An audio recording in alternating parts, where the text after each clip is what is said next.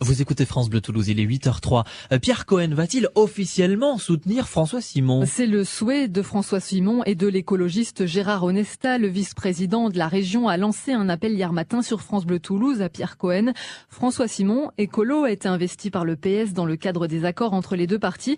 Face à lui se présente Alain Fiola, maire de Balma. Alors Stéphanie Morat, pourquoi finalement est-ce important que Pierre Cohen s'engage dans cette campagne ? Pour un candidat, avoir les noms des ténors locaux sur son tract de campagne ou s'afficher avec eux en réunion publique ou sur les marchés, c'est très important, ça donne une légitimité. Et pour l'instant, le député sortant manque à l'appel chez François Simon, alors qu'on le voit volontiers avec d'autres candidats toulousains et surtout avec Alain Fiola. Lors du deuxième tour de la présidentielle, par exemple, le maire de Toulouse a fait le tour des bureaux de vote de la circonscription avec le maire de Balma. Au PS, on répond qu'il l'a fait avec tous les élus de l'agglo. Soit. Mais quelques jours plus tard, le député sortant a suivi le dernier match à domicile du TFC au Stadium avec Alain Fiola. Du coup, les Verts attendent un signal clair. Et pourquoi Stéphanie, Pierre Cohen est-il si discret par rapport à François Simon ?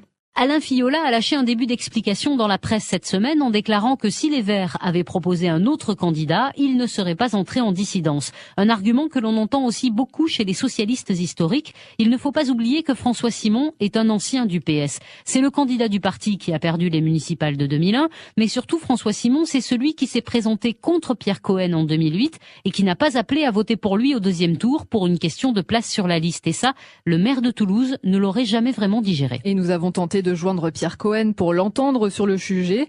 Pas de réponse, mais l'un de ses adjoints a écrit hier sur Internet, sur le réseau social Twitter, en attaquant Pierre Cohen, François Simon se trompe de cible.